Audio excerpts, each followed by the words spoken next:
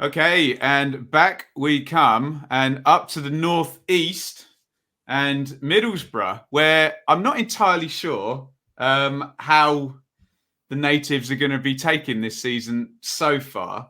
Welcome, Dana, from the Boro Breakdown podcast. Now, I think a lot of people, me included, from the outside, take a look and we see Jonathan Woodgate struggling, and in goes good old Neil Warnock, up to 10th place the next season, and just naturally assume, because of that direction of travel and the presence of Neil Warnock, that it's then going to be up a few more places towards the playoffs. But it doesn't seem to be working out that way. And I've got Middlesbrough in my kind of underachievers a little bit in the bottom half, currently in 15th spot. What is your take on the first 11 games? And am I being grossly unfair using the term underachievers?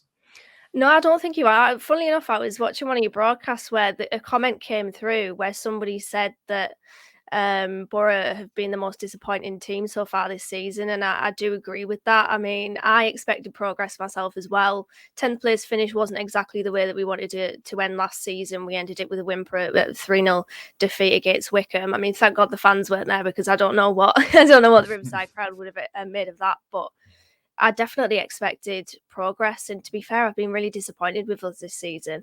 I expected us to start well and then sort of tail off a little bit like we did last campaign, but we've started it really poorly, and everything that you know of a Neil Warnock side, forget it, because that's not what Boro are. We're not physically imposing. We're not a threat from set pieces. We're not shithouses, if I can say that on here. We're not a Neil Warnock side, and it's rather puzzling because we seem to have lost any sort of Warnock identity, and we've got holes in midfield. We're not defensively resolute. For once, I think the attacking part of our play isn't the biggest problem, but overall, I think the style of play isn't really, the fans don't really identify with it, which is a ridiculous thing to say, but then you've got Neil Warnock's personality. It's starting to grate on Boro fans rather than us sort of relating to him as we once did.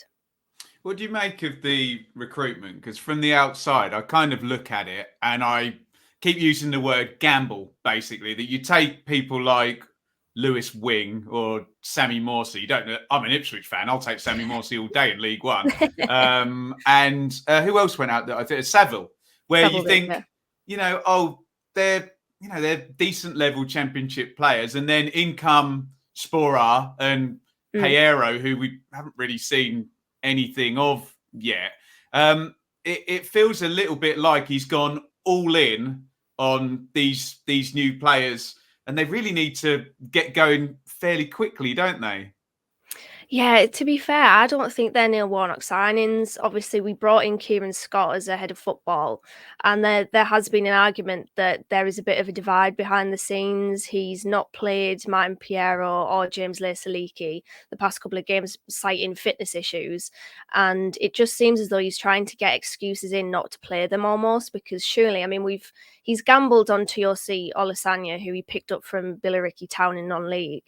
Surely putting Martin Piero on the pitch off the bench is a better impact substitute than somebody that we've picked up from non-league. I mean, the difference between those two players is that Martin Piero, I don't think, is a Neil Warnock signing, and Tjelta Olusanya is, I mean, Neil Warnock said that he had a hunch about him. So the recruitment has been strange, I think. There's promise in it, but with Neil Warnock in charge, I do think there is a little bit of a division there that there's clearly, I mean, Matt Crooks, Uche Piezu, they're Neil Warnock signings. Right, definitely. Yeah. I mean, Matt Crooks is probably the most Neil Warnock player going, but then you've got the likes of Leigh-Saliki, Sporar, Piero, and it just seems like there's a clear difference between those sort of two categories, really. And the recruitment has been good. I just think that the manager he's not the type of manager that will want that sort of divide, I would assume. You're so right, aren't you? Bamba, Peltier, Crooks. What about them too? Literally binary, isn't it? That's a really good point. Who have you enjoyed watching at Boro? Because for me, I didn't know who Isaiah Jones was at the start of the season. I watched the first game and I'm like, oh, player. Who's sort of stood out for you so far in a bit of an icky start? Funnily enough, I was going to say Isaiah Jones because there was no, it's fine. There was virtually no expectation on him. He did play a couple of games in pre-season, but I certainly don't think that anybody expected him to be in and around the first team. Obviously, we brought in Sammy Amiobi, another Neil Warnock signing, but he got injured, and I think he's out indefinitely. So Isaiah Jones obviously came into the first team, took his opportunity. A little bit disappointed he hasn't been in the last couple of games. He's been on the bench. Apart from the Reading game, I believe, but he's been a fantastic player. He's got that sort of versatility in his game that he can go on the outside, he can take it on the inside, he can beat two men on him. I think we need to give him more of an opportunity almost. I think that Neil Warnock, what he said about Isaiah Jones before, it's almost a little condescending. Some of his comments about him that, well, he wouldn't have been here if it wasn't for Amiobi's injury, etc., etc. Sort of downplaying him, but his impact to the team has been really, really good and really unexpected. So I would definitely say that Isaiah Jones has been our best player. And funnily enough, he's been on the bench the past couple of games. So that's disappointing, but hey ho, what can you do about it? Have you got any performances that you can hang your hat on so far? I'm just looking through the results. Only the 3 wins, and it was Bristol City, the Forest, which was the twist of the dagger in Houghton's back, wasn't it? I did do the Sheffield United game, and I thought you were pretty good, to be honest. And the finishing for both the goals were excellent, although I did have a lot of blades moaning that they created absolutely nothing. But the things that you were critical of that haven't really been there, in terms of like intensity and getting into them, it did feel there was something there. But then obviously a defeat at goal shy Hull. Is the Sheffield United game the only choice really for a standout performance? Yeah, it has to be. I mean, the Bristol City game was okay, but I thought on the day Bristol City themselves were poor. Forest were abject. They were completely hopeless. But yeah, Sheffield United, to be fair, we thought that Sheffield United game was going to be the sort of the kick-starting of our season. And it really should have been, because when you're looking at a week that consists of a game against Sheffield United and a game against Hull, you're probably expecting Boro to lose against Sheffield United and beat Hull. And then the opposite happened. Yeah. But yeah, definitely in that game, there was midfield balance, which we haven't had. We set up with 3 at the back. So Bamber was fantastic. I thought Paddy McNair in midfield was much better than what we've seen him previously. I thought Sparrow, even though he didn't have too much of an involvement in the game, I mean, he did lay off Matt Crooks to lay off Paddy McNair for the second goal. I thought he was good in his few touches that he had. And yeah, that I thought our left-hand side in that game was really good. Matt Bowler as well. Matt Crooks, Matt Bowler and Duncan Watmore were linking up really well in that game. So as you said there, I think that was the game where we saw what we haven't really seen this season. And then, of course, we followed that up with a defeat against Hull, which it's just typical Boro, really. We all had that as an away win on my prediction stream, I think. Yeah, I'm with you on that one. Which player, without, I'm not asking you to dig anyone out or have a pop at anyone, but who do you think you can get more from in that squad over the course of the season? Ooh. Well, when you sent me these questions, my first answer to this wasn't a player, it was the manager. But if I was to have that's fine. You can go down that road if you want. Yeah, slightly left field. But no, I would say Warnock, to be fair, because he's come out and said that he doesn't know what else he could do with his squad. He doesn't think that he can do any more to get the best out of it, or he said something along those lines earlier this week. And it almost strikes me that he's a few people have said he's maybe a little bit defeated and that he's taken us as far as he can. And I do believe that, but surely he can get better out of this team. I mean, he's lost the identity that he had with his Cardiff team with this one. I think we did have it last season. I definitely think we had the Warnock way last season, but we don't have that anymore. And I mean, I don't think for 1 minute that he can't get any more out of this squad. We've got a good squad. I actually really do believe in this team. We've got some good players, some good technical players, a little bit of industry in there as well. And was languishing in 15th with 3 wins. I wouldn't say, apart from the Sheffield United game, I don't think any of them have been particularly convincing.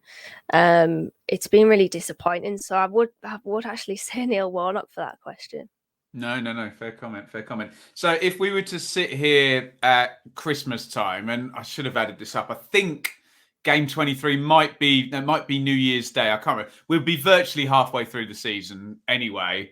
Do you expect Boro to be higher or lower than their current 15th spot? And I suspect you'd be very disappointed if it was lower. Oh yeah, I would be. I would hope that we're much higher than 15th, but much depends really, because we can't seem to spark a run together. We haven't had a consistent run of games since probably the beginning of last season, when we obviously started the campaign with Watford, which we're disappointing game that, because I don't think I hope that we would get something out of it. I think we deserve to get something out of it. But then after that, we went on a good run, but we haven't managed to kickstart a run yet. It seems like 1 step forward and 2 steps back. But funnily enough, we've put out on the podcast a Google form, a survey yesterday, and most people aren't confident that Warnock can turn things around. And to be honest, I am with them. So if we are higher in the table, I think it will be because we've got a new manager in, and certainly hope that we could be higher than 15th, because I don't think 15th is where we should be, to be honest, with the squad that we've got, especially not in the context of 10th last season as well. But definitely. Go on then. I don't think this is going to be pretty, but do you want to give us a grade for the season so far then, Dana? Is that a good old school GCSE grade? Good old school G. Don't go down to F. I've been telling people not to go in completely two-footed, but yeah, an old school GCSE grade. No, I'd probably say a D. It has been really disappointing, and I expected better from Boro. So yeah, all of the lack of identity issues that I've spoken about, lack of midfield balance, defensive problems, everything that you don't really expect from a Neil Warnock side. So it's definitely been a D for me. You know what happens when you doubt a Neil Warnock side, don't you? they win the next 5 games, don't they? Well, I've been doubting them all season. They haven't done that yet. So. All right, fair comment. Dana, that's tremendous. Can you let people know where they can find you on Twitter, and tell us a bit about the Boro Breakdown podcast? Yeah, well, the podcast can be found Boro_Breakdown on Twitter, Boro Breakdown on Facebook, and Boro Breakdown on Instagram.